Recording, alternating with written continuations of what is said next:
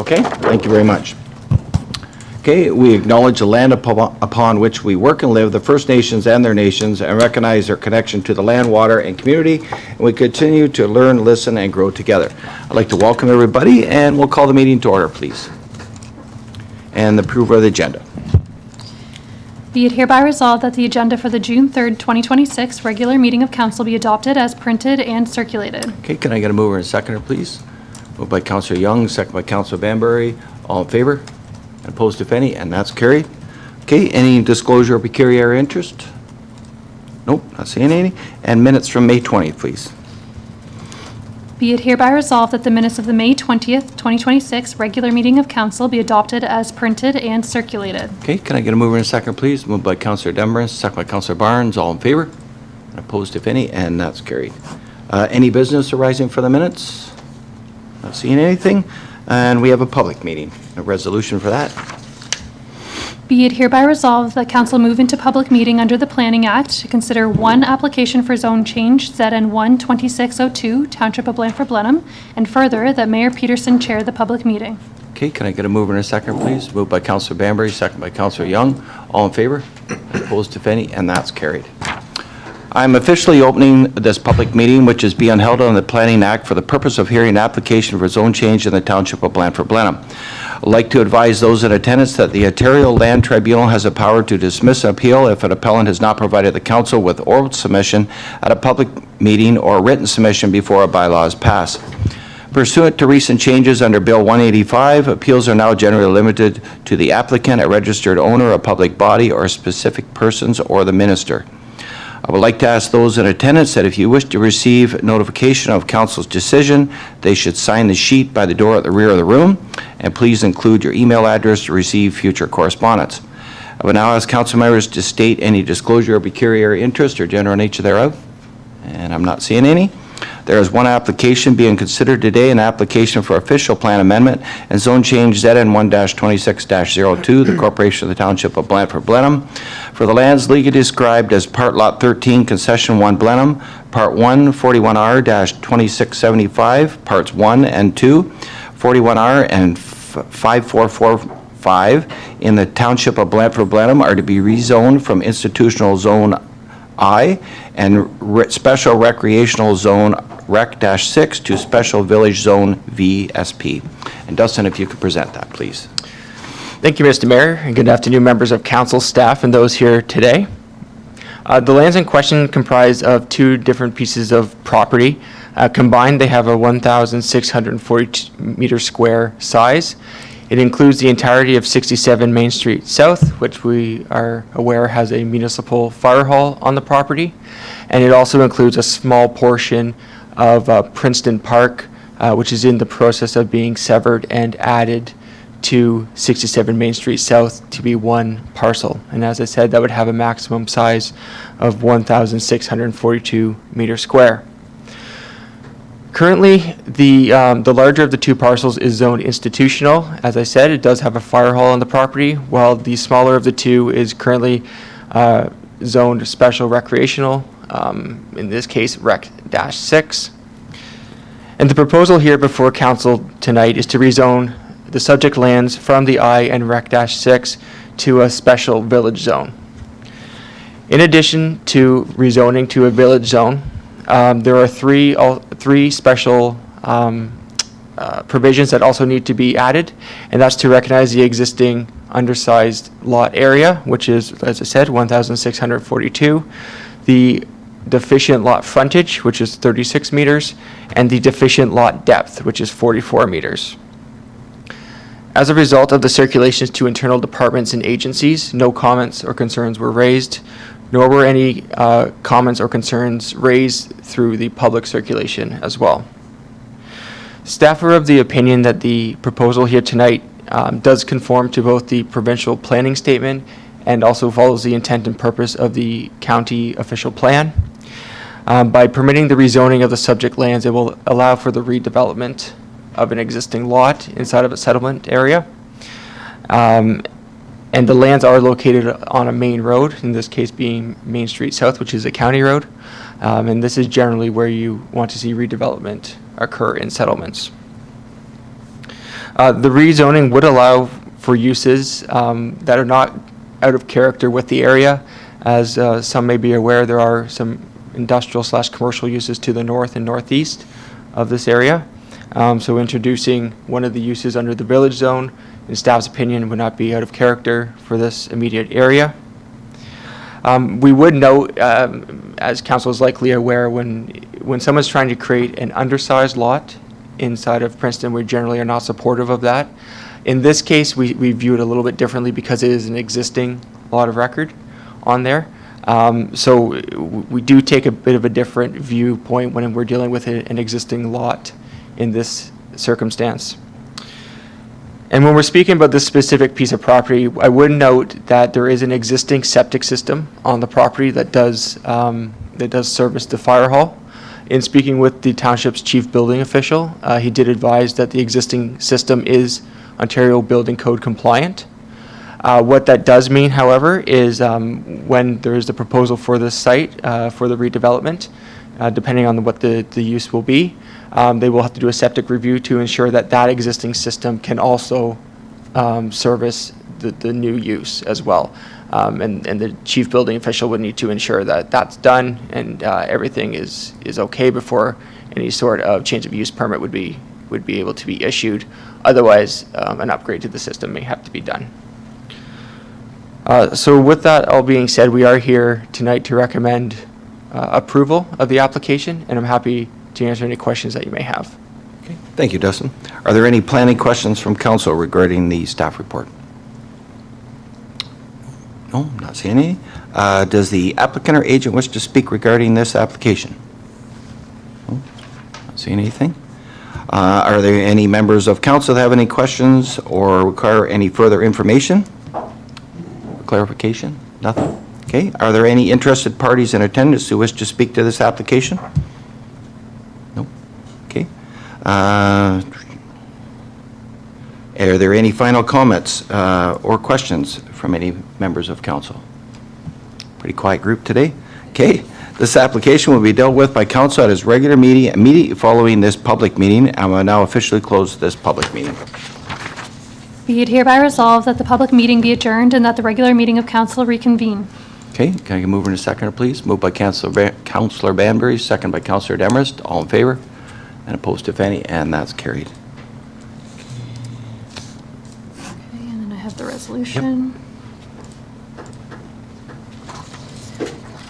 Be it hereby resolved that the Council of the Township of Blandford-Blenheim approve the zone change application submitted by the Corporation of the Township of Blandford-Blenheim, whereby the lands described as Part Lot 13, Concession 1, Blenheim, Part 1, 41R 2675, Parts 1 and 2, 41R 5445, in the Township of Blandford-Blenheim are to be rezoned from Institutional Zone I and Special Recreational Zone Rec 6 to Special Village Zone VSP.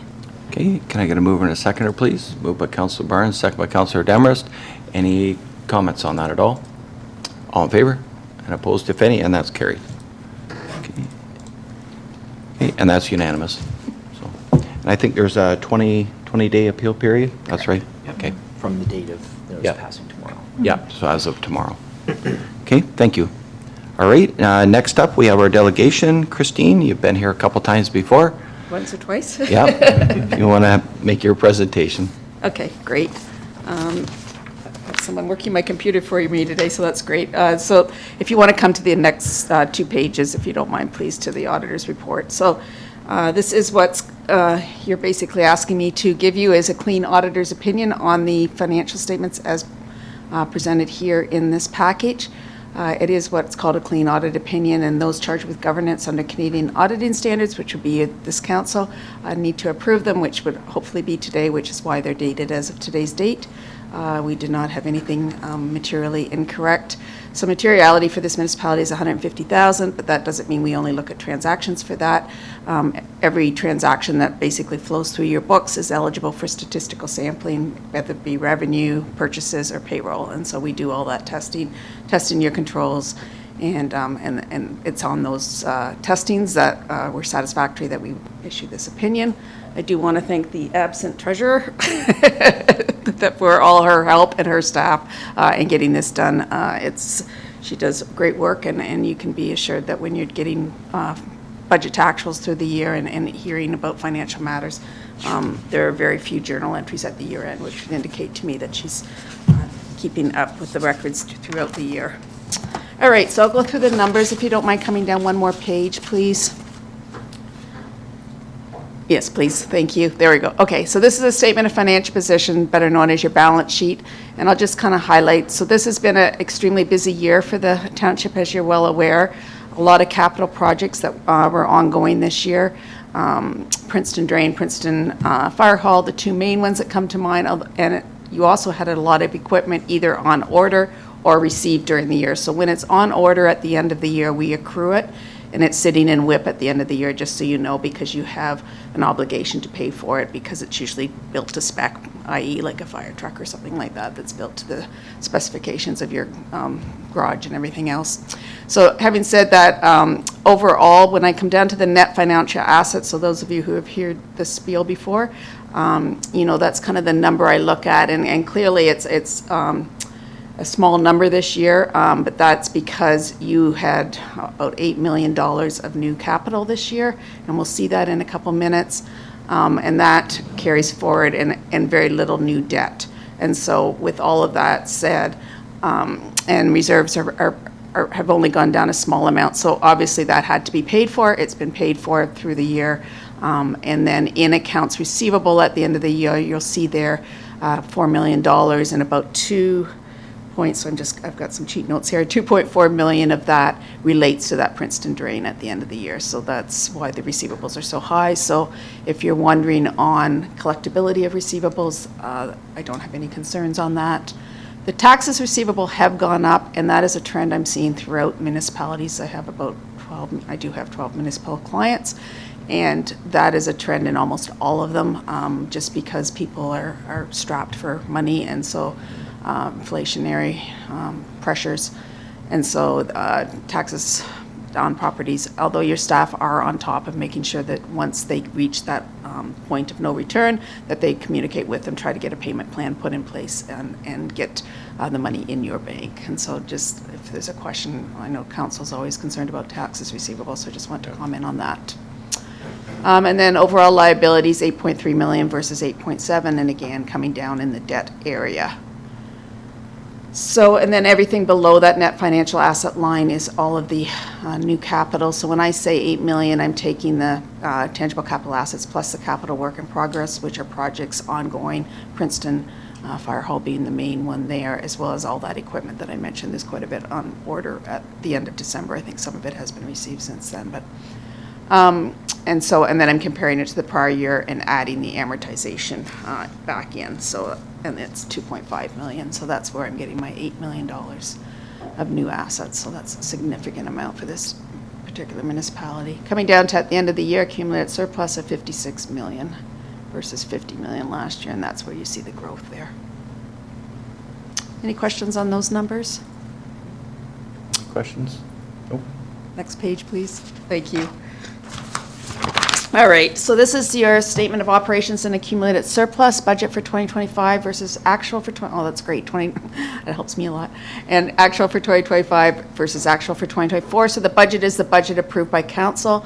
I'll remind council that that does not have the PSAB entries entered into it.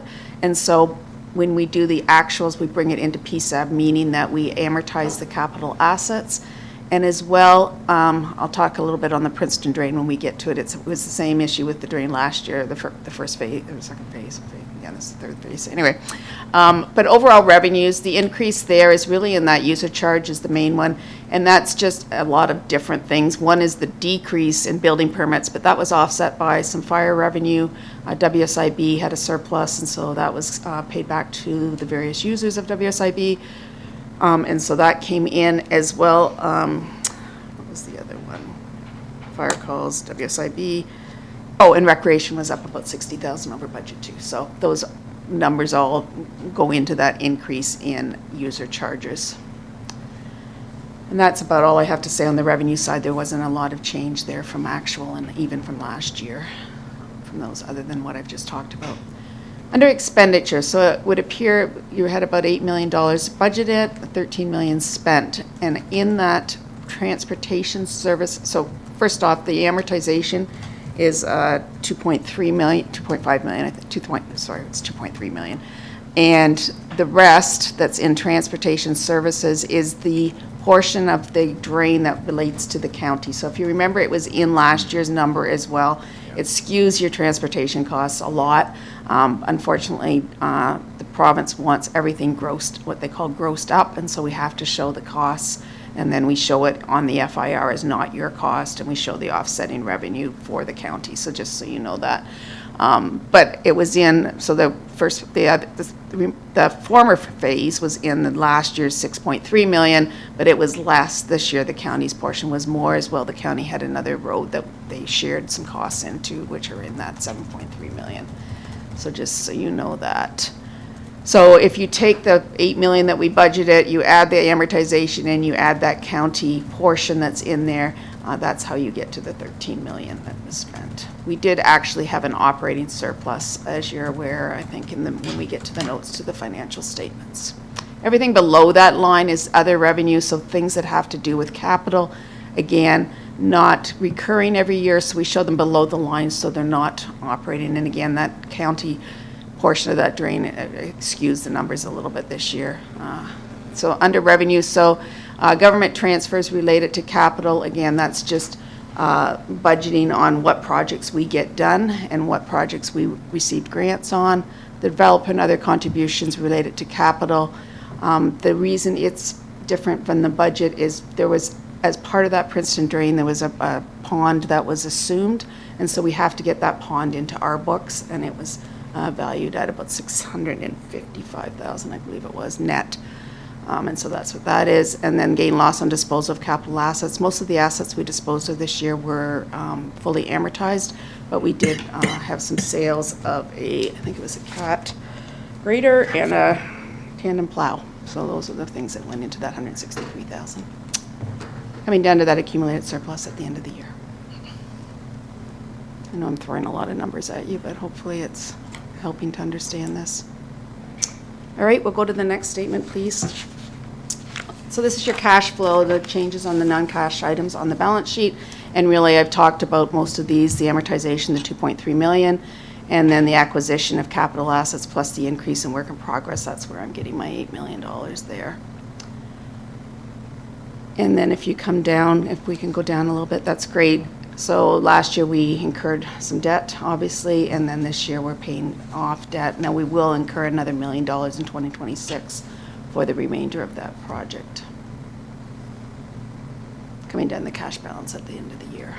And again, it is a significant decrease from last year, but having paid $8 million and you're down $2 million in cash, you have to understand the offset of that. Next statement, please. And so this is just another required statement. You'll be happy to know that in 2027, these statements are all going to change again, which will be another whole learning curve. I think it's a bit of a work project, but anyway, that's my outside voice. And so then if we get to the notes to the financial statements, I'm just going to highlight a couple, if you don't mind, scrolling down. So the note numbers are on the left-hand side. If you come down, and no, if you keep coming down, please. Sorry, I'm not explaining it very well. So see the note number 1. So I'd like to recommend it, or just look at a couple notes. Note number 6, the deferred revenue. So if you keep coming, it's about 3 pages down. These are all just your accounting principle notes. Yes, right there, thank you. So this is your various deferred revenues. As you're all probably aware of all the changes that are coming with development charges, but we were in a bit of a deficit this past year. It has been replenished since these were done in 2026. The CCBF, which is the old gas tax, called gas tax, so we used a lot of that this year, about $1 million of that this year. And we have plans for the Safe Restart, which was monies from the COVID left over for some access, I think at the arena maybe. No, it's at one of their recreation facilities anyway. And then if we come to note number 8, which I think is probably the note that you're most interested in. So So this is your accumulated surplus breakdown. So you can see of the 56 million, which is the balance we've seen on the income statement and on the balance sheet, 51 million of that is invested in tangible capital assets. We did have a 472,000 general surplus this year, so that's from an operation standpoint. And then reserves came down about 500,000. And again, the 500,000 was used for funding a lot of those capital assets. And then we have two schedules at the back, so the last 2 pages in this, yes, that one, that's great. This is a breakdown of the tangible capital assets by component, and as you can see, a significant amount of the 88 million cost, 61 million of that is in bridges and roads, which makes sense for this municipality. And then the next statement or schedule is a schedule of the revenues and expenditures by function. These are the functions that the FIR is presented on. So this is a segue between the audited financial statements and what we help your staff file for the FIR, which is the required document by the ministry that then looks at whether you're within various things such as debt load and that type of thing. That is my presentation, but I'm happy to answer any questions that I may not have covered or that may have arisen from what I have said. Any questions from council? Yes. Anybody? No? Everybody's all right? Don't make it easy. Yeah, I'd be really curious to see where this DC charges go for next year. It's clear as mud. Not. Yeah. Yeah, it's a little crazy because like I just don't know how I mean there's growth everywhere. I don't know how Yeah. growth funding is going to happen then. Yeah. Because I mean You're taking it from here and giving it to here. I know, and No other way around. And it's you and I that are at the end of the day. Yeah, absolutely. So, Absolutely. and it's tough on a municipality to come up with that extra funding. You know, ratepayers are already, as you Yeah. can see from the taxes receivable, struggling to get the taxes paid, and so Yeah. you're just adding another burden there. Yeah, absolutely. So Okay, anything I else don't from have the council? answers, unfortunately. Yeah, I hear you. Anything else? Nope. Thank you very much. Thank you. It was nice to see you all. Go ahead.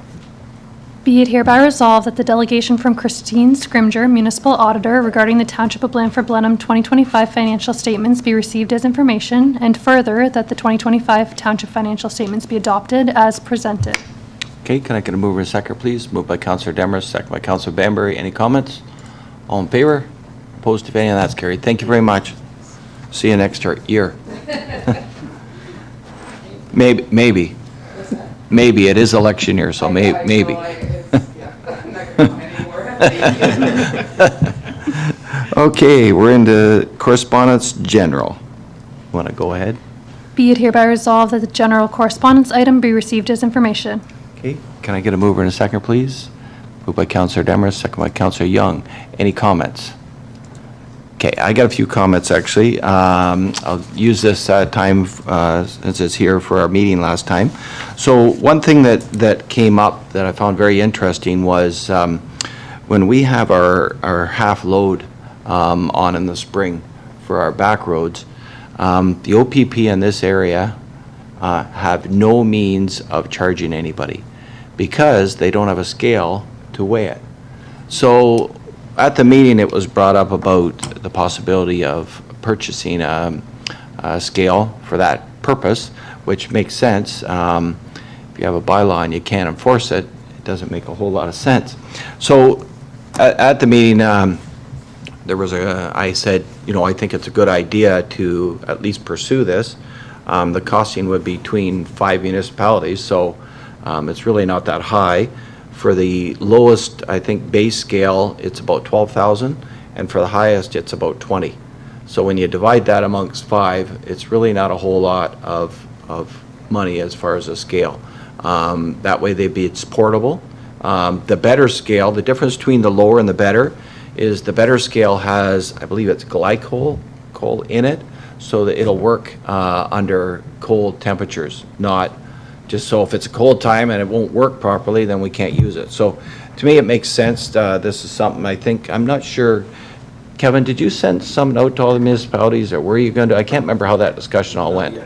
Yeah, so I think it's something that we should send out to the rural municipalities to come up with that costing for it. I think it makes sense to do it. It's relatively a low cost for our each municipality that goes forward. If some decide not to, then we'll have to make that decision if we want to put the extra in, and then it's here. But, I mean, it wouldn't take very long to do $3,000 or $4,000 damage to pay for that machine. I'm not sure where they would store it. Their thoughts were they would have it on a, you know, say at our yard out here or somewhere, like when they used it, that's where it would be. So that's kind of just some general discussion about it. We don't have another meeting until September of our Police Services Board, so it was just kind of general discussion. I think it's something that I've mentioned to Josh as well, that we should be looking at this when we start our budget coming up. That's one thing from there. The other thing is, right now, it's the 5 rurals. If you remember when it was first proposed, the new one was to have the 5 rurals with Ingersoll and Tillsonburg. We have approached Ingersoll to see if they want to join our group of 5. It's just I couldn't make it on Tuesday, but I'm the chair, so the vice chair, Kevin from Zora, he went. I haven't really had a chance to talk to him, but I think things went okay. But he wasn't able to be there for the discussion afterwards. He had to leave as well. So we'll wait and see where that kind of goes, whether they're interested or not. And then that, of course, they would need the use of a weigh scale, so it would be something that we'd have to do. The other thing that was brought up, I was at a meeting it was a Zone 4 meeting in Paris at the new OPP station. So what they did is they had all the zones from around, I think, is it Haldeman, Paris, I'm trying to think, or Brant County, I should say, ours, I'm trying to think who else, but anyway, it doesn't matter. We all were there. We discussed things that go on at our different areas, what works, what doesn't work. It worked very well. So they had all the district commanders and the chair of each police services board there. We're talking of doing it every 6 months, so it would be September and then whatever 6 months, spring, what's that, March or April. So that's our kind of goal going forward of continuing that. One thing that was brought up there that I had no idea, but every one of them had, speaking of budgets, had a budget. So every area municipality had their own little budget for examples for this weigh scale. So if you needed a weigh scale, it would come from their budget. So that's something I think we need to chat about as well, because even if we put $5,000 in that budget at our budget time, that really wouldn't affect our budget at all. Wouldn't even probably show up as a 0.01% or something. But it's just something that if you want this weigh scale, now the board could say, let's get this weigh scale. And I don't know if that has to come back to each municipality. I'm not sure how that works, but we were the only one there that didn't have a budget per se. So I think we do have something budgeted in our budget process, but not, I don't think it's a 5 municipality budget, I don't think. It just pays the people that go on the board, it pays their wages and that kind. I think that's all it really pays, probably. Yeah, licensing fee too. Yeah, and license and fees. So that was kind of a couple discussions that we had there that I think we should at least look at going forward, the possibility of whether we have it. Problem is, as you know, when you've got 5 area municipalities, getting them all to agree, they may not all agree. So, but I just kind of giving you kind of a heads up of what was discussed at those. Yeah, go ahead, Councillor Would Bamber. this weigh scale only be used during the load limit season? I believe that's the plan of it, yeah. And we'd be sharing it with how many other 5 total. 5? Yeah, so we would have it, So- say, a week, and then somebody else maybe a week or whatever. You'd only have it a week, so, Yeah, I'm just guessing. I don't know how or long. roughly speaking. Yeah. And the total per municipality would be anywhere from. Well, if it was 20, if 20,000? it was 20,000, you'd be looking at 4,000 per municipality. But I don't think you'd be, I think it's a 2-month period we Are you have. going to Yeah. recoup any costs through fines? that I don't know how that works. Yeah. Yeah, I would say no, probably not. No, but with our roads, now that I've actually announced it publicly, that we don't have a way of charge, so we can't charge anybody right now. They won't be able to charge them. Would the OPP be able to charge someone? No, they can't one charge can because charge because they have no means of saying, how much does your truck weigh? or doesn't weigh. There's no scale of any Yeah, but once kind. you have a scale, they'll be able to. Then they would be Okay, able to. that's Yeah. I don't know. So it kind of ironic that we have a bylaw to say a half load limit, but we can't enforce it because we don't have a scale to do it. Well, what about the county roads? Who's paying for their share? Do they have a scale? I don't know. Do they have a half a load limit on county roads? Yeah, most of them don't. They're Yeah. full load limit. Yeah, Yeah. yeah. So it's just something that was in our discussion at our meeting. It was actually, we've had a couple of really good meetings and just a discussion to come forward and so that's where we're kind of at. I've also noticed there's a lot more trucks traveling our roads lately. Yeah, I don't know if you've noticed, but I have yeah, noticed a lot. absolutely. So, yeah. So maybe it's out there that we don't have any way of charging somebody, I don't know. It's definitely out there now that I've made this public, but yeah, I think it's definitely something we should look at, that if we get that scale and we start throwing a few tickets out, it won't take very long for it to pass through the area. So anyway, that's kind of the whole, Denise, I'll get you up to speed on what I just said about spending money. Okay, we already have said, okay, all in favor? And opposed, if any, and that's carried. Okay, thank you very much. Okay, and next is Jim Borton, and he's not here, so I'm presuming you're doing it. Thank you, through you, Mr. Mayor, to members of council. This is the monthly Public Works report. So I'll start with the capital infrastructure. Princeton Phase 4 is complete, so that includes the remaining sidewalk work, topsoil sod, asphalted driveways. There's still some cleanup to take place, but largely this phase is completed. We're now looking forward to Phase 5. That tender has been issued. Council can expect results on that tender at the upcoming meeting on June the 17th. And again, just as a reminder, within the scope of Phase 5, we've got the final phase for raising manholes, completing curbs, top lift of asphalt, and the council-endorsed pedestrian crosswalk. Moving on, several bridge updates on 23 and 24. So we've got the bridge deck rehab going on Bridge 23. Nothing out of the ordinary on that project at this point. On Bridge 24, the township's engineers are compiling the last of the EA reports. Currently, the drainage superintendent is reviewing legislation regarding stormwater management ponds. We are receiving more inquiries specifically in the urban areas about some of the safety precautions and what the standard practice is. From my experience in being involved in that, municipalities have a lot of discretion in terms of their risk management approach and how we want to go about administering that infrastructure, but council can expect further updates from the drainage superintendent on that. Jim's also mentioned here, the director's also mentioned that May's a busy month, so we've been working on grading in preparation for fresh gravel, which the most recent update, we can anticipate that gravel to the south starting early next week. Dust control has been applied entirely on the north part of the township, and the dust control will follow in the south once that new gravel is applied and spread. Additionally, it's noted that roadside grass cutting will be starting in June. We continue to review road permits for ExploreNet, so the fiber optic cable that's being run in the township. And with that said, happy to answer any questions that council might have. Any questions from council? Nope, not seeing any. Okay, go ahead. Be it hereby resolved that report PW 2609 be received as information. Okay, can I get a mover and a seconder, please? Moved by Councilor Young, second by Councilor Banbury. Any comments?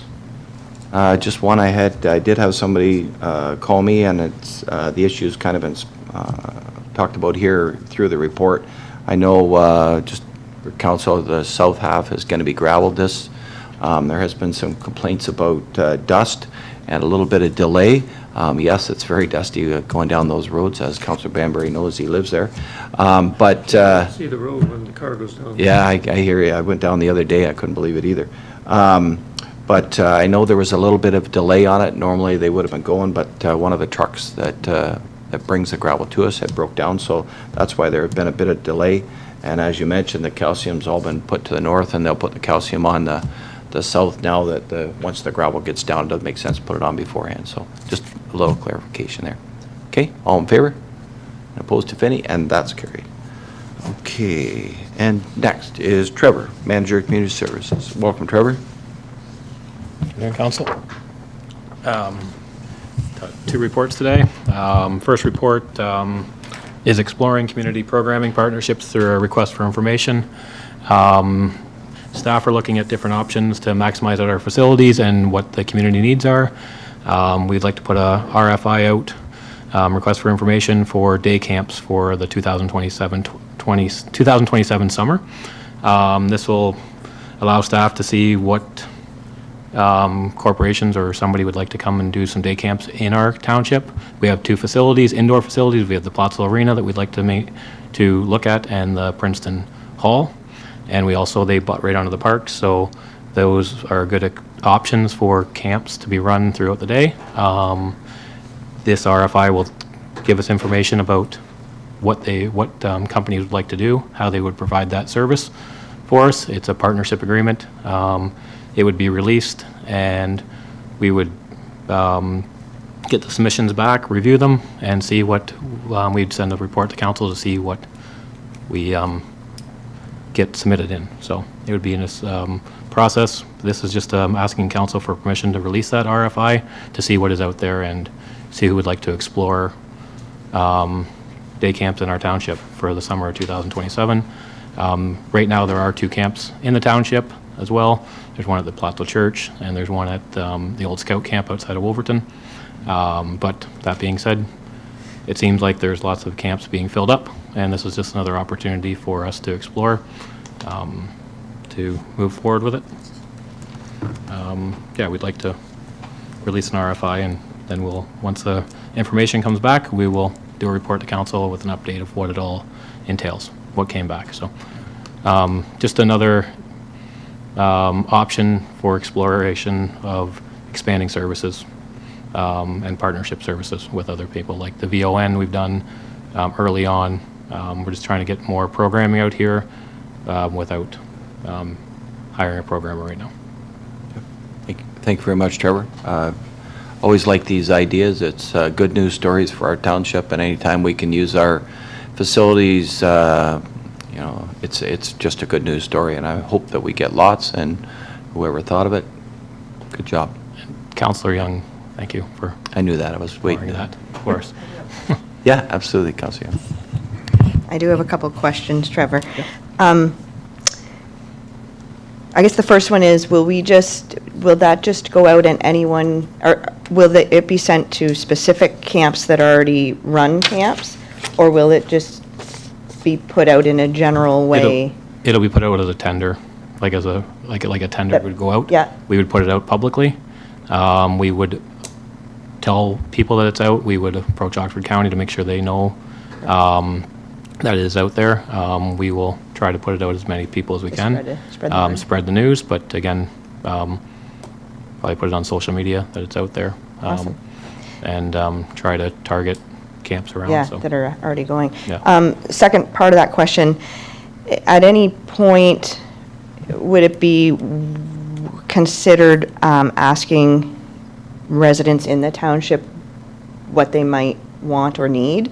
And the reason I ask that is if we reach out to, or if we are missing something that people are interested in, then maybe we've missed a boat and people are going to still go and take their kids to a different thing they already have. And so I think we have a lot of families who work outside of our township. So if they work in Kitchener, Waterloo, or Cambridge, they tend to find those camps in those areas because they're going that way anyway.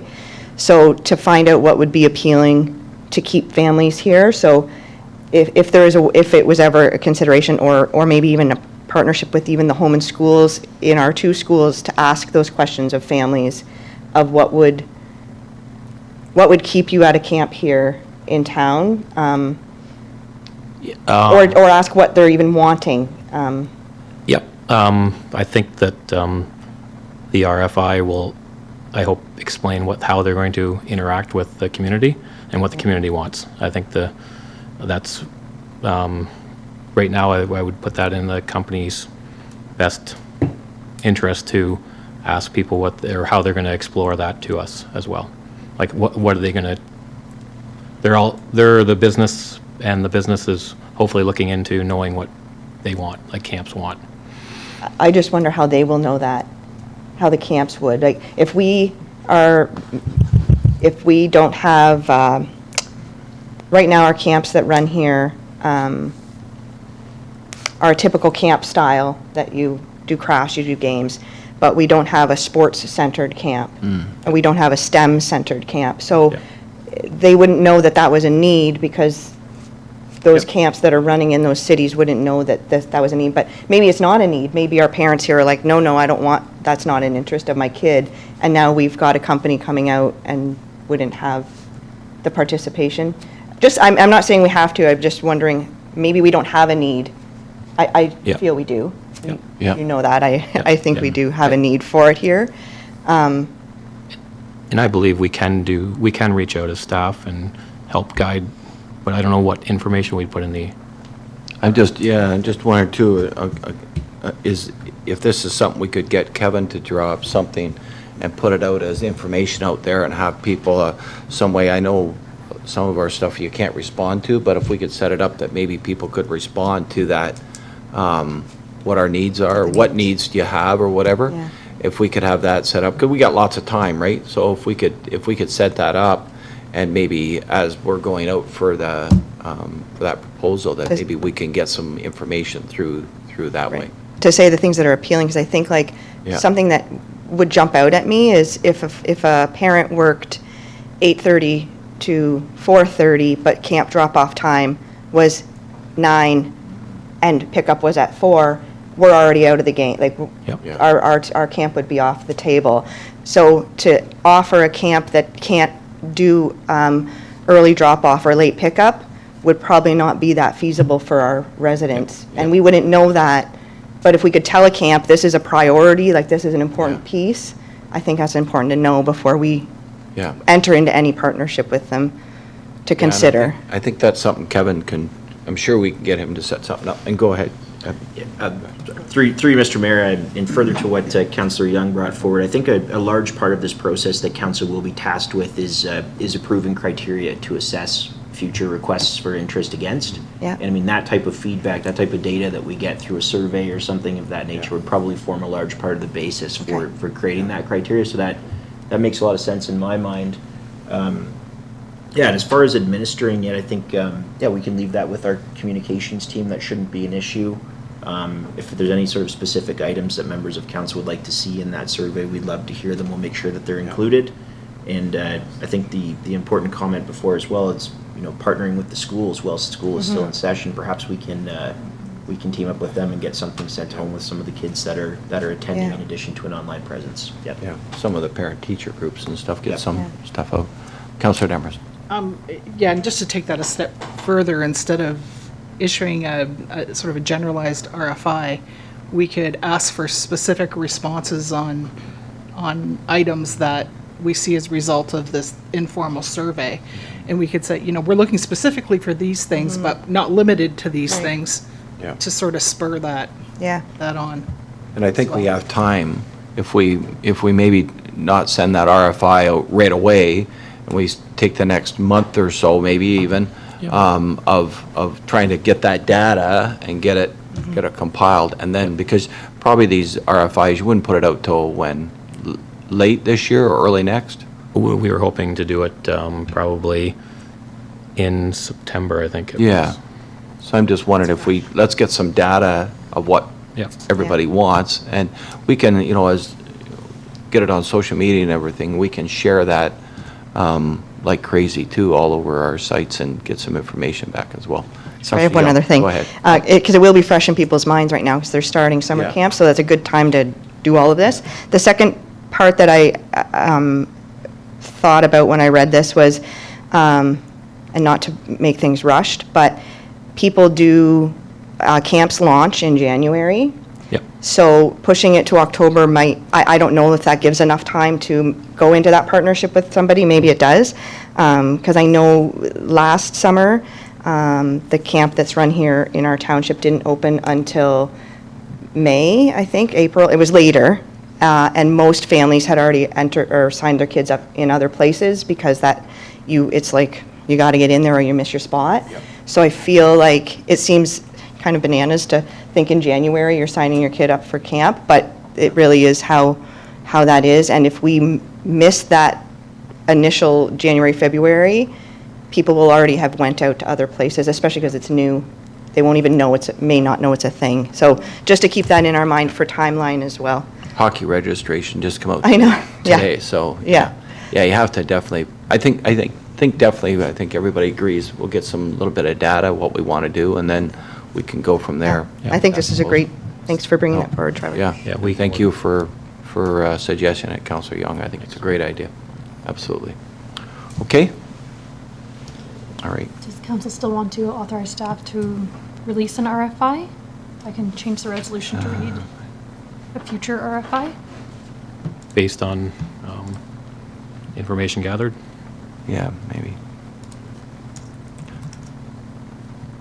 Yeah, so we can still put out the RFI, we'll just maybe delay it a little bit, not Yeah. not right away, and We then. were talking August, September, I think we Yeah. get information back. We can work Yeah. that date in. That won't be a Absolutely. big issue. I think staff can, Yeah. we can get information back. We'll go Yeah, back to the school absolutely. boards. Councillor Banbury. Mr. Mayor, have we consulted with other municipalities? Do they have similar programs? There's in-house programs, yes, and there is camps in EZT and North Dumfries. And then Zora runs an in-house program. We have talked to all those townships Okay. about how that is run and what they do. So Works well, eh? EZT in North Dumfries worked well last year, and staff talked to them a year and a half ago, I guess, about this, just looking at different things and how we're going to move forward with things, so. Yeah. Okay. Want to go ahead? Sure. Be it hereby resolved that report CS 2612 be received as information and that council authorize staff to release a future request for information, RFI, based on information gathered from the community to explore interest from organizations in delivering summer day camp programming within township facilities.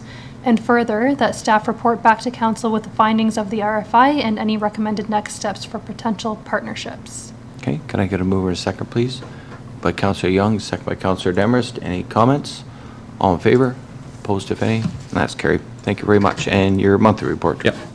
My monthly report, just here to do the community services monthly report. The Plattsville Splash Pad was open on May 22nd. The capital work at the Drumbo Splash Pad began on May 25th, and we had it open by May 29th. So there's the capital work's done there now, so both splash pads are open in our parks. We usually have them open by June 1st. That's our target date every year, and they were open a little bit early this year. The weather has been nice, so. During the month of May, the township hosted 2 baseball tournaments. They were big tournaments, lots of teams that traveled, Montreal from out east teams, and all regular other baseball user groups have started their season. Cemeteries, our staff have completed the first phase of the seasonal cemeteries maintenance work, which includes topping up cemetery graves and cleaning them up. This summer, we're going to be going in and chopping down some limbs off trees and pruning the trees up. That'll be done in the middle of summer. Staff also met with the contractor to do the foundation repairs that we put in the budget each year, and they have been started and not quite completed, but they have been started. So, capital projects we're working on with contractors regarding the condenser tower at the arena that we discussed last council meeting. We're getting prices on that and hopefully move forward with that. The Drumbo Accessible Playground Project remains scheduled for July 13th. We'll keep you updated as we get closer to that date. Met with the Beautification Committee for the placement of the benches in the Drumbo Park. Very good meeting. We know what we're doing now. Not sure the dates when the benches are going in, but we will get that completed when the benches come in. And we got some other work in the park, so we're going to, when the cement truck comes for the other work, we're going to do that work as well. So that's what we've been busy in, just our regular daily operations of grass cutting in the parks and cemeteries. Okay. Anything, any questions on the report? Nope, I'm not seeing any. Okay, go ahead. Be it hereby resolved that report CS 2613 be received as information. Can I get a mover and a second, please? Moved by Counselor Demers, second by Counselor Barnes. Any comments?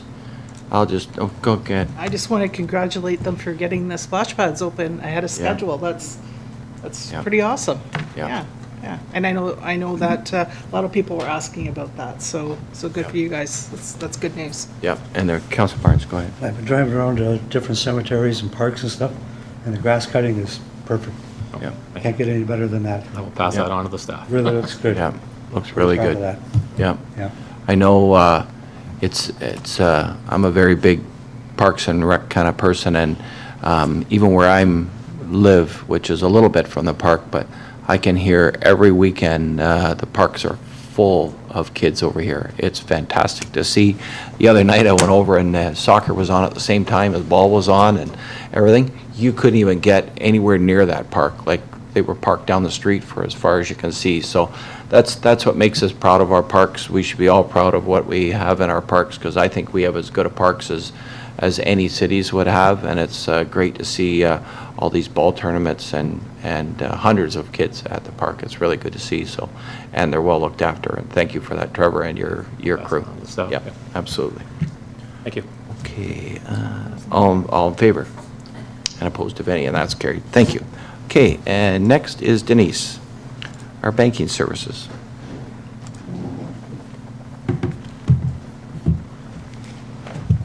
Good afternoon, Council. My first report is in regard to the banking services RFP results. So we did issue an RFP back in April, closed in May. We had been with the local BMO branch for a number of years. I'm not sure how many. I don't know when it was last RFP, but we did issue an RFP. We evaluated the 5 proposals, and we did find that CIBC was the successful proponent. Any questions on that at all? No? Nothing? Okay, go ahead.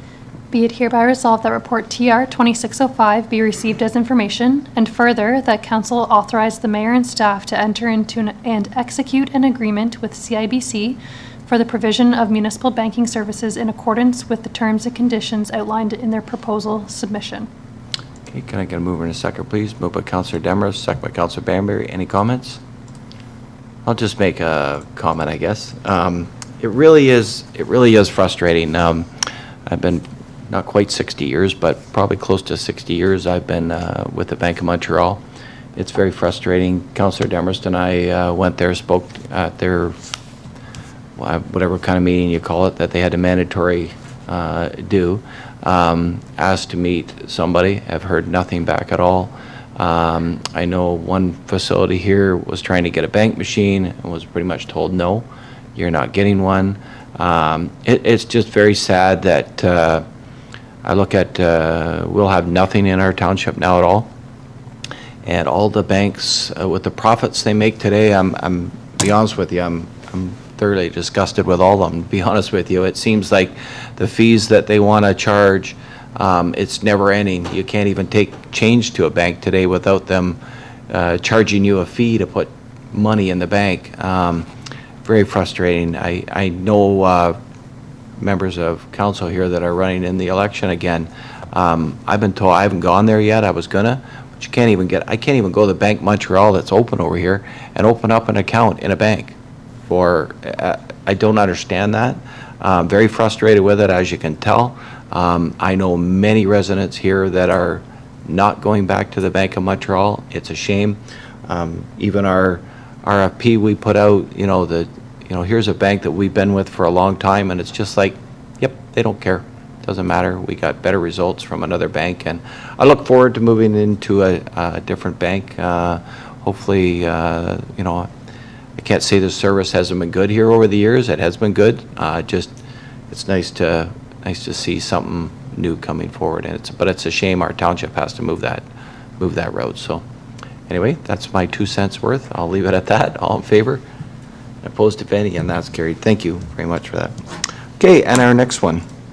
My second report is in regards to the funding strategy for the debentures for the Princeton Fire Hall and the aerial truck, both to be completed and debentured this year. So I had shown council in the past both a debenture for 10 years and 20 years on the fire hall. I did provide a copy of the investment policy that we have, which does say that we can, that it prefers to stick with the 10-year debentures, but with items with the longer lifespan, such as the fire hall, it is possible to debenture it over a longer period. So I did provide the dollar figures for council, showing it is a slightly higher interest rate, the longer term, and so the difference in the interest that we would pay between the 10-year and the 20-year debentures is over $500,000 more if we debenture it over the 20 years. Yes, it does mean an increase in the size of the payments. They are DC eligible, so some of those payments will be coming from DCs if we collect them. Hopefully we get some building going and we can collect some DCs. So it is my recommendation that we debenture both projects at 10 years. Okay, any questions on that at all? Councillor Demers? I just have a couple if I can. Sure, absolutely. And again, just for clarification, Denise, I believe that we sold the fire hall for more than what we budgeted for. So do we need the full $2 million for the fire hall? We do. It did come in a little over budget with some extra engineering work, and the contract for the fire hall was over budget as well. So it is coming in around $3 million as opposed to what was budgeted. So yes, really, I am recommending that the full amount be applied against the in addition to the debenture. Yes. Okay. You had noted that there's a 1.2% differential when we use the 10-year term. Could you explain that a little bit, just the math on that, so I understand? Let me see if I have that one open.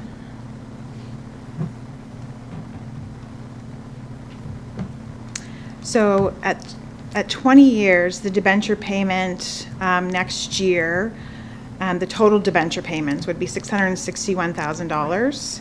And if we debenture it over 10 years, so the payments will be slightly more, it will be, make sure I have the right here. 750? 750, correct, yes. 750? So So the that's $88,000 difference is about 1.2% on the levy. Okay.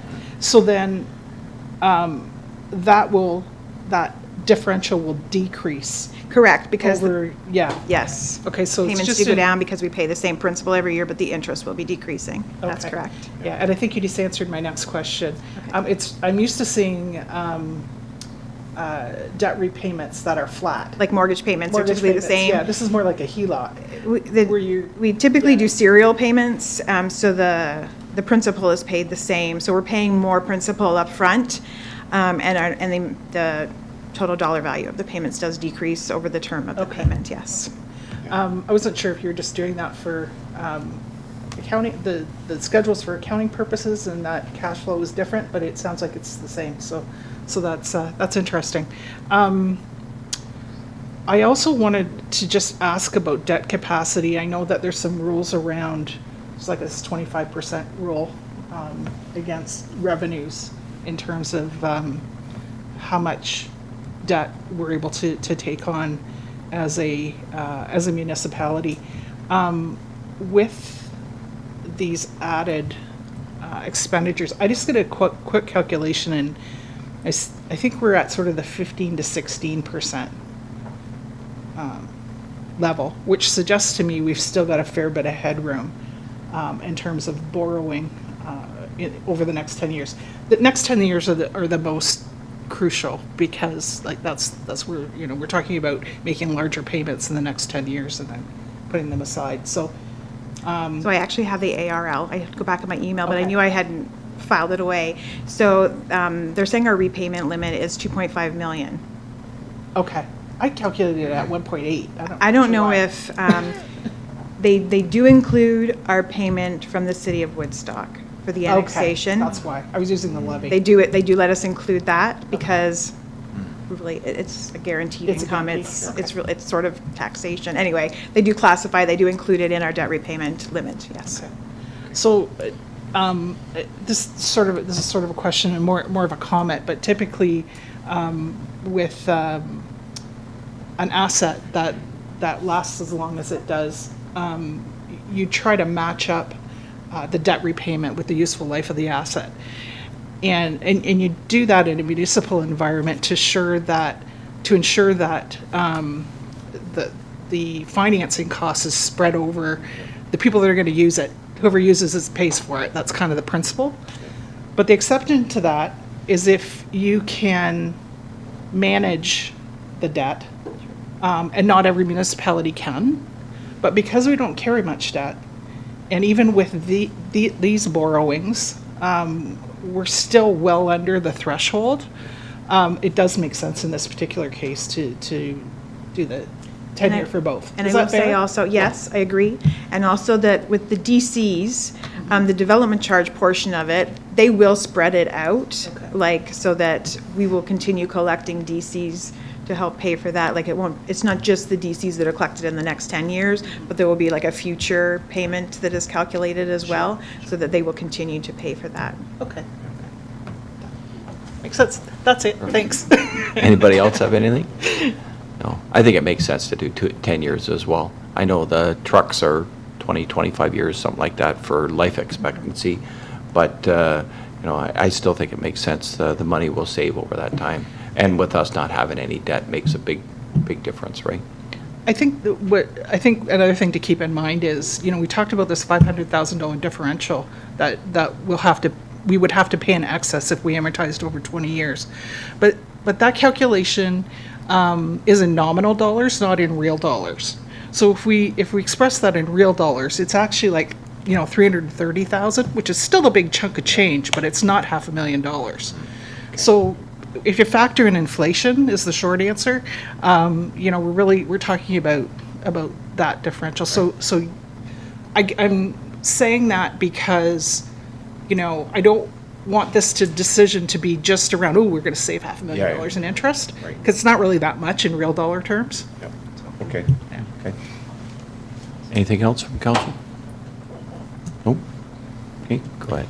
Be it hereby resolved that report TR 2606 be received as information, and that the net proceeds from the sale of the Princeton Fire Hall at 67 Main Street South, Princeton, be put into the fire reserve to help fund the new Princeton Fire Hall at 707024 Township Road 2, Princeton, and further, that council authorizes staff to submit applications for a 10-year debenture in the amount of $2 million for the Princeton Fire Hall, as indicated in both of the 2025 and 2026 budgets, as well as a 10-year debenture in the amount of $1 million for the aerial truck, as indicated in the 2026 budget.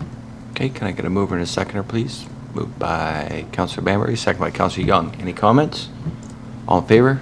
Opposed, if any, and that's carried.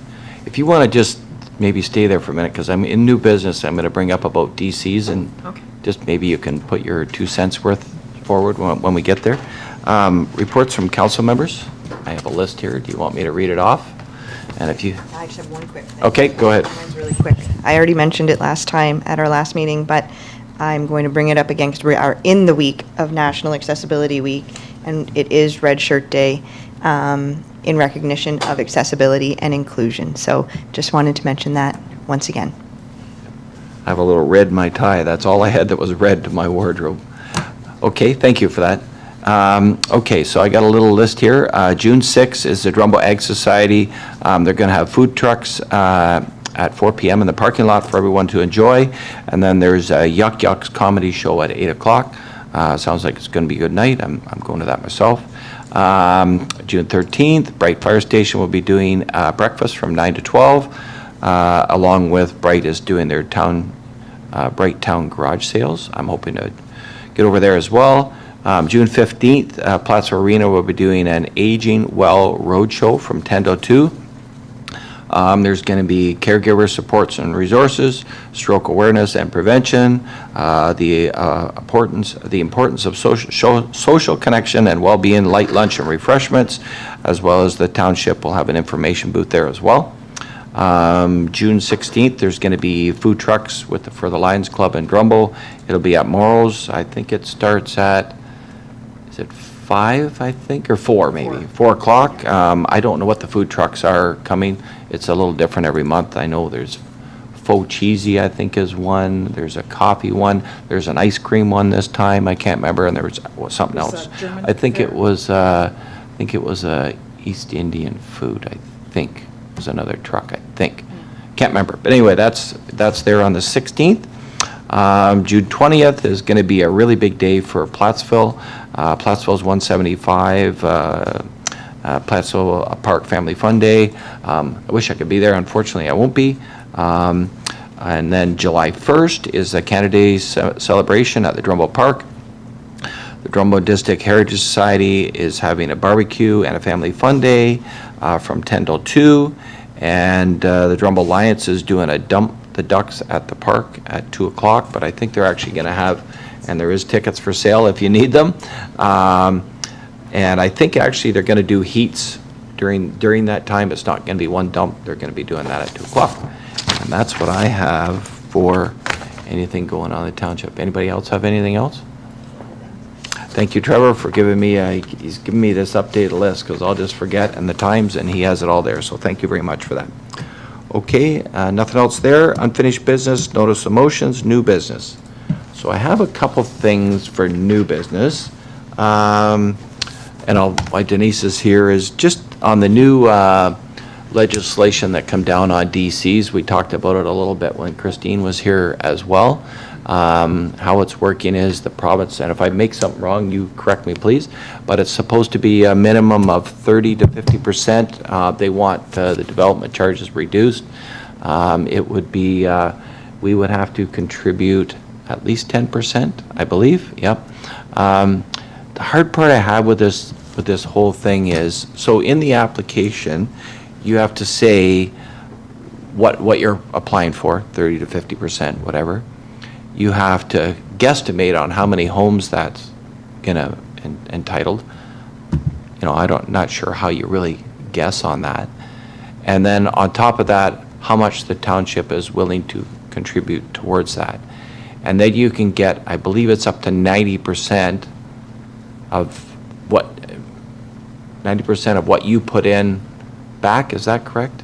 90% of the cost of the project that you're submitting your application for. Yeah. The projects, like you can't have started construction on these projects until after the agreement is signed. Yeah.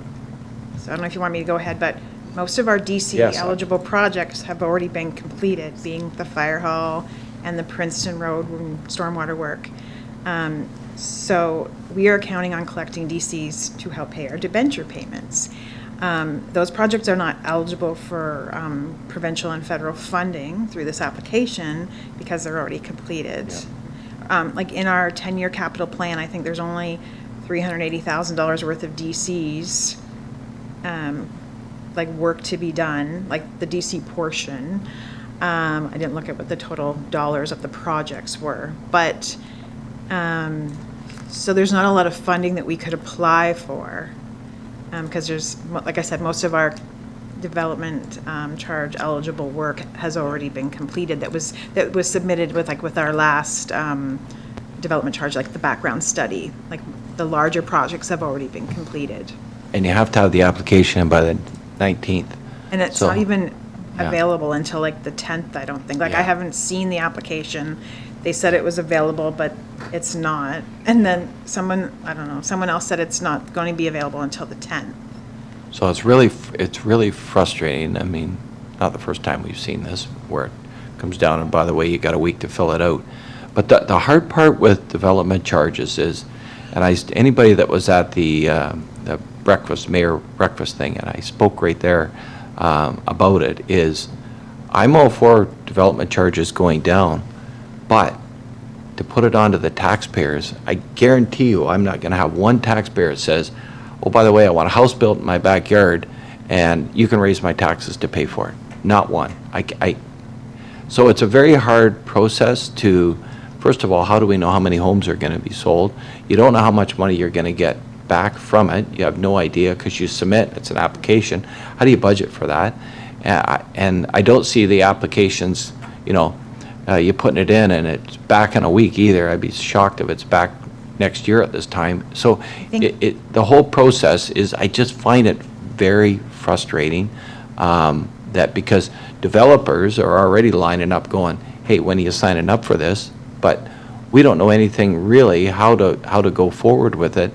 And ultimately, at the end of the day, there's only one taxpayer. It's got to come from somewhere. So, anyway, that's kind of my 2 cents. I don't know if you have anything else or anybody else does. Go ahead. Just if I could speak really generally, kind of to reiterate the treasurer's comments, council will have an important decision to make on June the 17th. Staff will require direction on whether or not we wish to participate in that program. It's a hard deadline. So staff will continue to share resources. This is fairly fresh news. We received it on Monday afternoon. So we'll continue to circulate resources as they become available, and there will be a comprehensive staff report on the upcoming regular meeting for council's consideration. Yeah. So in saying that, something I don't know why it came when we had our little meeting this morning, I was discussing it. And I don't know whether this is I'm going to ask you this question. Maybe you won't know the answer. Maybe Josh has already gave you a heads up. I was going to ask it. But if you had, so say you had a bunch of money in your development charges reserve, that you have it there, can you use the development charge money as that 10% that you have to fund? You know what I'm saying? So can you use that development charge money to get money from the province? So that's your percentage you use. Because technically it's for development, and that's for development. So I'm just wondering if, I'm not putting you on a spot, but I'm just curious, because I know we don't have a lot of development charge in our reserves. I get that. But I'm just thinking, if we had that, could you use that for that? I don't know, because, right? And again, apologies, Denise, I had anticipated giving you a heads up there, but I think the best answer I could provide at this point is that we lack the detail. We're still missing information that will allow us to make an informed decision on this. This is a really challenging question for several hundred municipalities in the province that levy development charges right now, and we're all eagerly awaiting more clarification on what the program will actually look like if we choose to opt in and roll it out. I anticipate at the upcoming meeting that we'll have some delegates from interested, specifically members of the development community. There's certainly good arguments in favor of participating, but we also have to be cognizant of the costs. Yeah. So. It is a question I'm going to bring up. I believe we're having this discussion at Oxford County next week. I would imagine. So I am going to actually bring that comment up. Because like I say, development charges for development, is that I'm thinking no, but it's just, I'm thinking outside the box. Is that allowed to be used? So Councillor Demers, go ahead. I think I'm going to save it for when we actually have the report. Sure. Because right now, it's a lot of speculation. Absolutely. And what's going through my mind is, the only way we can do this is take on debt. Yep. Right? Yep. And somebody's got to pay for that then. Yeah. And that's the thing, and taking on debt would mean, we'd be able to spread it out. I mean, there might be a scenario where that might work. Yeah. But the other side of the equation, I said I wasn't going to say anything until we got the report, but here I go anyway. The other side of the equation is, what is if we do nothing, what does that mean in terms of development in Blandford-Blenheim? Everything could grind to a halt here, right? So there's some scenarios we need to look at, right? Yeah. But I know right now, the HST has made a big difference in, I think, far more than this development charge is going to make. And the whole optics behind it is the development charges is everybody saying, well, it's going to reduce the price of a home for somebody. But I don't see anything in that report. I've read it about 3 times now. I don't see anything in there that says, you have to show where you've reduced that price. It could just go from one hand into another. And you all know as well as I do that not all, but generally I would think that's where it's probably going to go with a lot. So anyway, I just wanted to bring that up briefly today because I know that's going to be coming on the 17th. And if there's any new information that I get out of Oxford County next week on Wednesday, I'm presuming it's going to be there. I haven't seen the agenda yet. I will try and bring that to our following meeting. So that's one thing I have. Thank you, Denise. If you can stay if you like, whichever. The other thing is with our playground. We've had, unfortunately, we've had issues of trying to get this playground in Princeton fixed. There was communication that possibly they would have been there last Thursday, last Friday, Monday, Tuesday. I think I was there 2 or 3 times Thursday, 2 or 3 times Friday. I was there 3 times on Monday, 2 times on Tuesday. I've been there once today, plus somebody else that drove through for me said nothing's happening. So I'm pretty frustrated with it. Now, we're told that they're supposed to be there tomorrow. I know somebody was there on, what's today, Wednesday? Monday? Yesterday, they did some looks at some preliminary that maybe possibly needs to be done. So they did finally come out.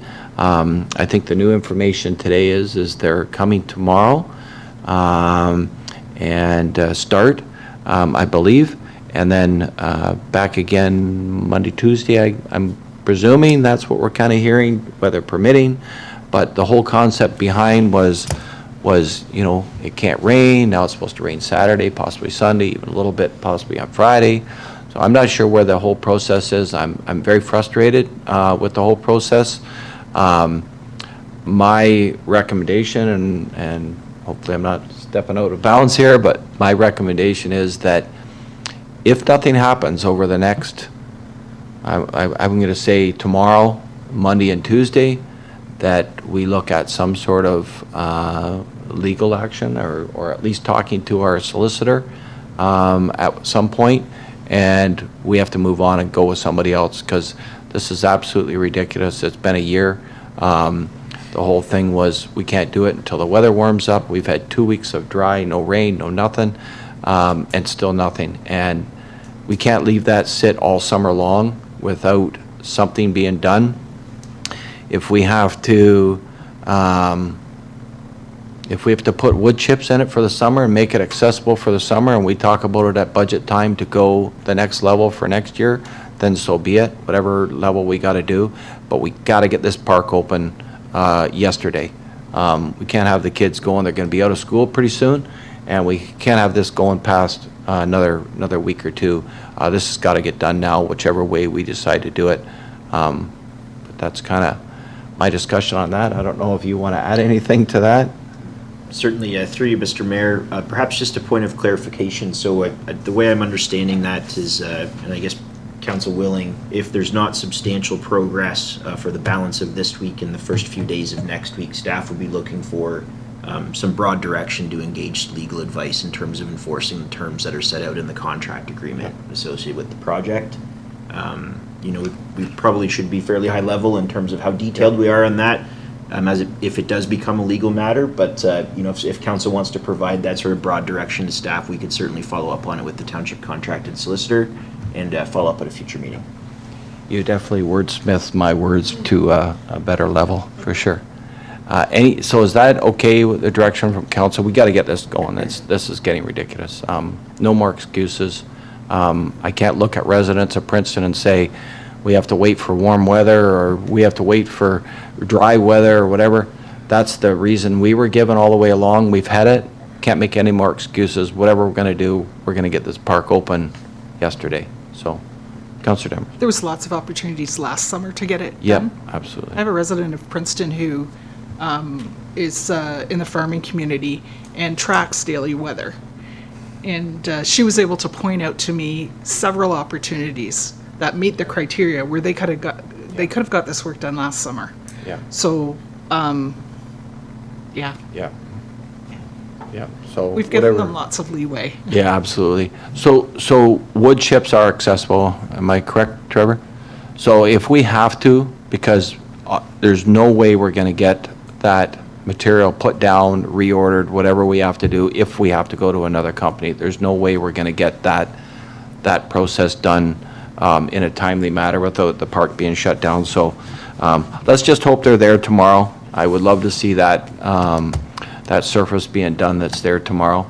I definitely will be there tomorrow to check to make sure they are on site, and I can even send out an email to everybody to say yes, they were there, or no, they weren't, and we'll just, I guess that's all we can do is go from there. And but I wanted to make sure we spoke about this today. I put a message on the Drumble Princeton buy and sell, and I said I will have an updated message tonight after our meeting, so I'm going to put another message out there tonight. Pretty much what we just said. Maybe wordsmithed a little bit better, but definitely something will be out there tonight on that line. So, okay, Playground, that's done. One other thing that I've noticed, and I think all of council has noticed over the last little while, that there's been a lot of people talking about our times for our meetings. So to give kind of everybody an idea how we got to where we are now for our start times, when I first started, and Bruce will know too, I think it was 9 or 9:30 and 7, I believe that was our times. And then it got to a point where I think it was about maybe 10 years ago or so, I think it was my second term where we changed somewhere in there. We ended up moving our meetings to 4 o'clock because what happened was all our directors lived quite a ways away. And so to have a meeting at 7 o'clock, that meant they had to stay here for 3 hours and then wait for that meeting. So we thought, and realistically, there's not a lot of people come to our meetings, as there's nobody here right now, but there is not a lot of people here.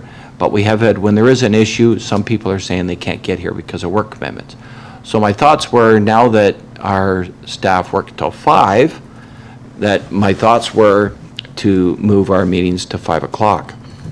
Now, in saying that, I'm absolutely okay whatever time. It doesn't really matter to me whether it's 4, 5, 6, 7. It really doesn't matter to me. I'm available for those times.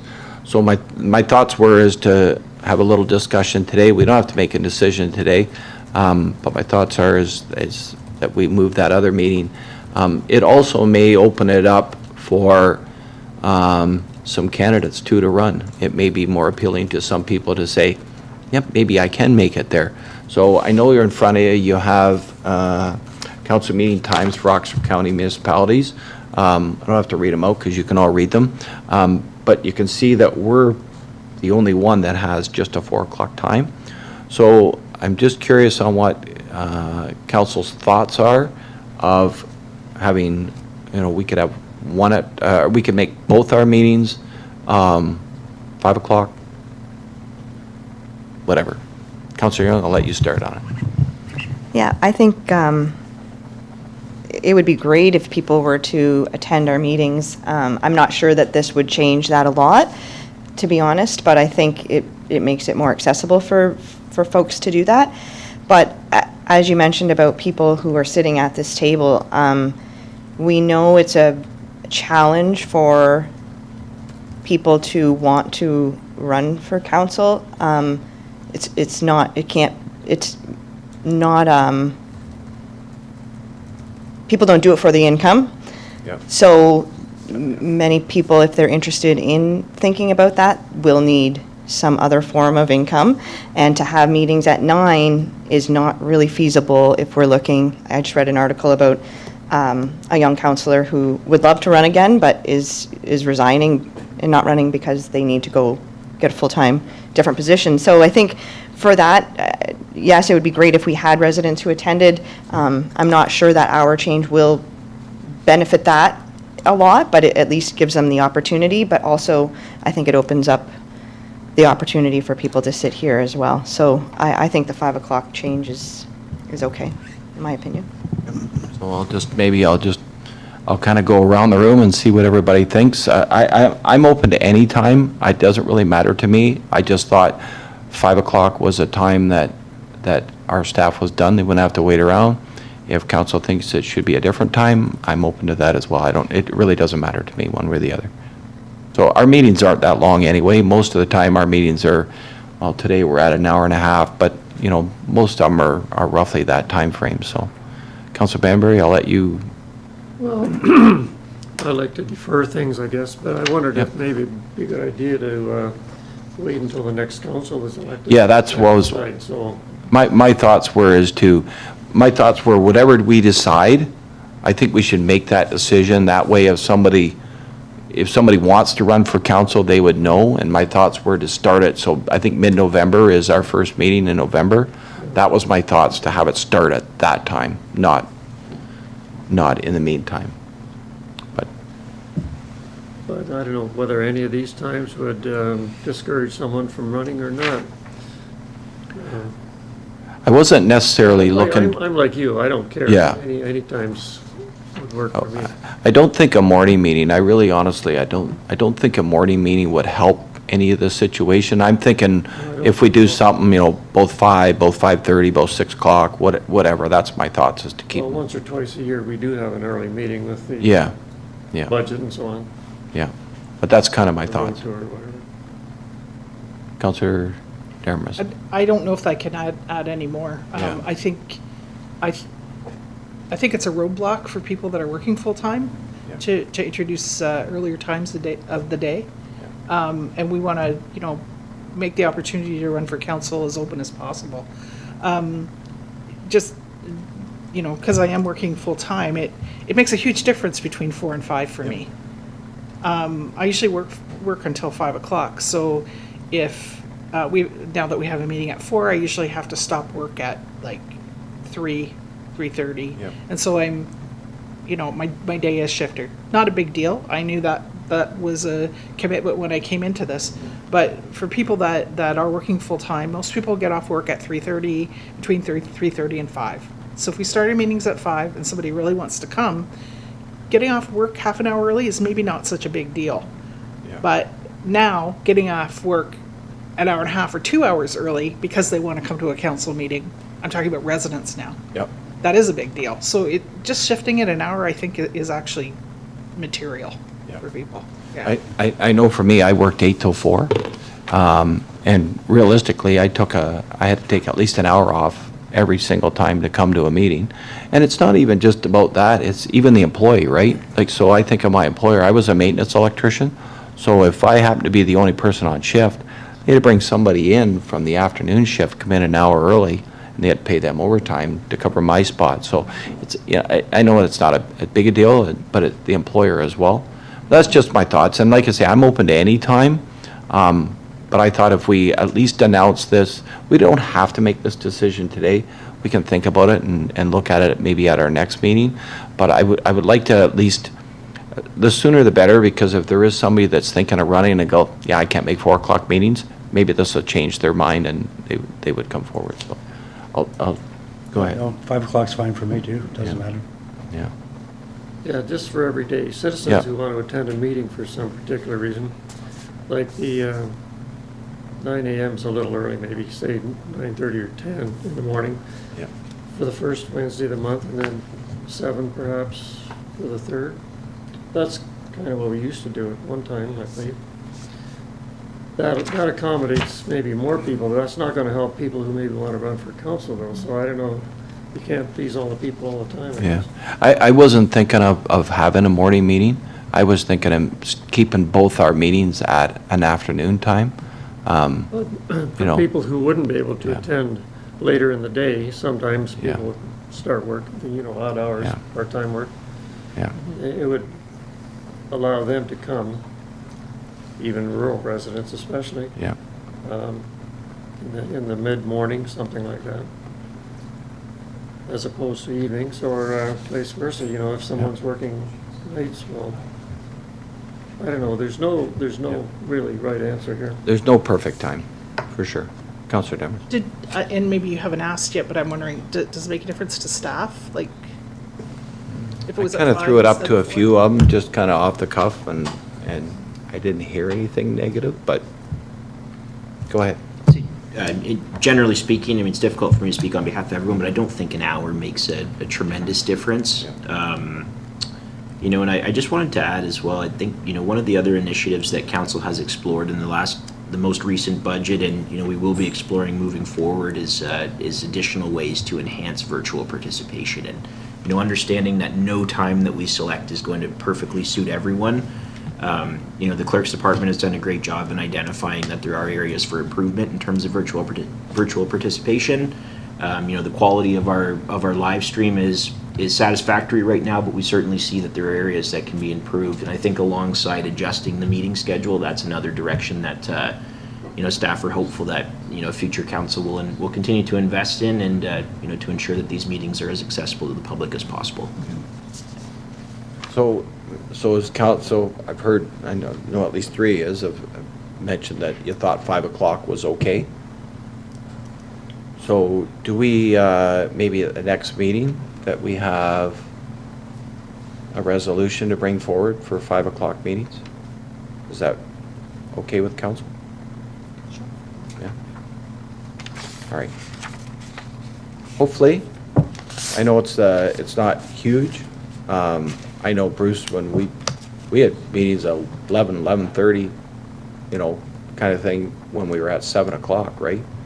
So, the only other thought, and I'll just throw this out there too, is usually our July and August meetings, and maybe even September, our first meeting in September, are usually quite long because of only having one meeting a month, and then that first meeting a month in September.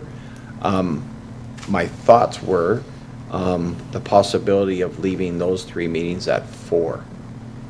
What's council's thought? I should have mentioned that earlier, but I just happened to think of it. I know that's, you know, like we say, we don't have to make that decision today, but maybe we could have a couple resolutions ready for next time with one that, or all 5. Maybe just having a standard time is better for everybody. But I know that we've had a couple meetings that are in July and August and September, that first one, that are very, very lengthy because of just only having one meeting a month. So I think actually one year we actually reduced it. We had a meeting, we moved it to 2 o'clock, I think, didn't we, one time? Didn't we have a July meeting? We moved it earlier. I think we did. I don't remember. Yeah. I remember that. I think we did once, because I was away at a cottage and I came in earlier, I think, because we had such a big meeting. But we can always, how much time frame do you need to change the time for a meeting?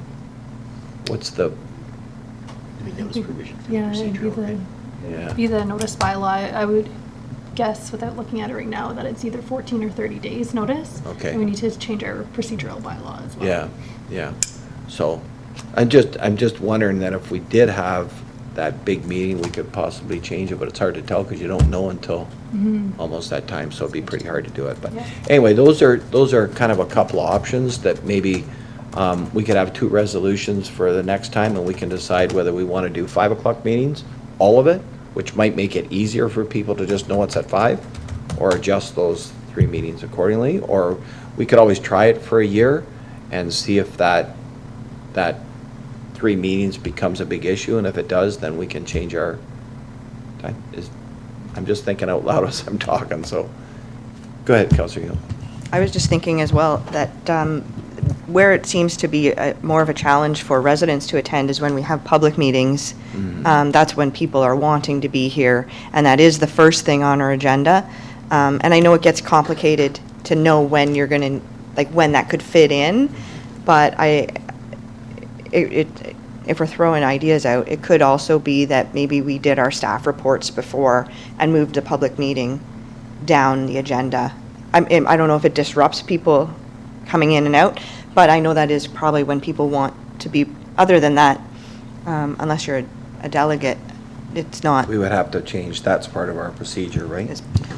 That's also part of our procedural bylaw, the order of the agenda. However, it may be difficult for the public notices going out because they do need to set a time. Right. So we would need to Right. cater to the right. And correct. Dustin, if you want to go ahead. Another idea or option that I've seen done, and EZT used to do this, is for the public meetings, they actually give it a very specific time. So it would be like, if you guys move to 5 o'clock, you could say like 5:20 or 5:30, and then you basically do as much business Before that? as you can. That way, anyone coming knows exactly when that public meeting is going to Yep. occur. Yep. They moved away from that, they don't do it anymore, but up until I think last year, or the year before, that's what they were doing. Okay. Was it disruptive? Like, did people come in? Was it disruptive to do it that way? I don't recall it being disruptive, but when they were doing it, it was bigger chambers as well, because we were using Yeah. the community facility at the time, and then they moved into their new chambers, which is quite a bit bigger than in here. So it wasn't that noticeable, but I'm not sure most reporters if it would be. That's where I could see if it was something that was fairly contentious, where there was a lot of people, we could have, you know, like you say, 80 people coming in Yeah. and disrupt the meeting. Yeah, I never thought, I thought it was, and then now that you think of it, yeah, that might not be. Well, you could, if if you set the meeting at just arbitrarily, say 5:30 is the time for public meetings, do as much as you can, and then at 5:25, take a 5-minute break. Yeah, Take a 5-minute recess. yeah. Yeah. Yeah. And then, start the public meeting when you come back Yeah. in. Anyway. Yeah. Lots of ideas. Okay, So I was thinking- okay. Well, we'll bring a couple resolutions forward, and we can, it's our meeting, we can change the process as we go along. If we find it's not working, then we can definitely change that process. But it's not gonna make a big difference, it's an hour. So most of our meetings, we're out here by 6:30 instead of 5:30. Sorry, had a lot of stuff on the plate to bring forward today, so. Okay, everybody all right with that? All right. Thank you. Okay, session, we're going to closed. Shall I read the resolution? Yep. Be it hereby resolved that council move into closed session under the authority of Section 239 of the Municipal Act at 5:35 PM to discuss A, CAO 2616, advice that is subject to solicitor-client privilege, including communications necessary for that purpose, Section 239-2F, regarding land transfer matters, and B, CAO 2617, advice that is subject to solicitor-client privilege, including communications necessary for that purpose, Section 239-2F, by law enforcement matters. Okay, can I get a mover and a second, please? Moved by Councilor Demmer, second by Councilor Young. All in favor? Opposed, if any? And that's carried. Thank you very much. And just let us know when we're closed.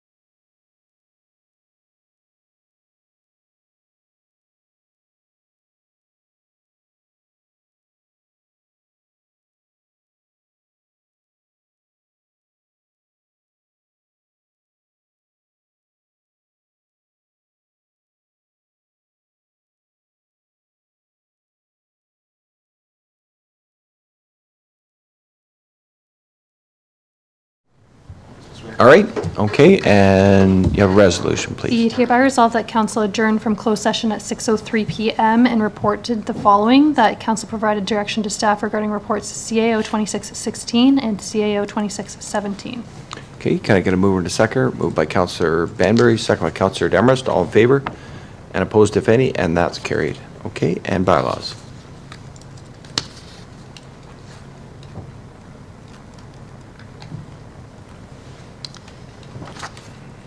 Okay.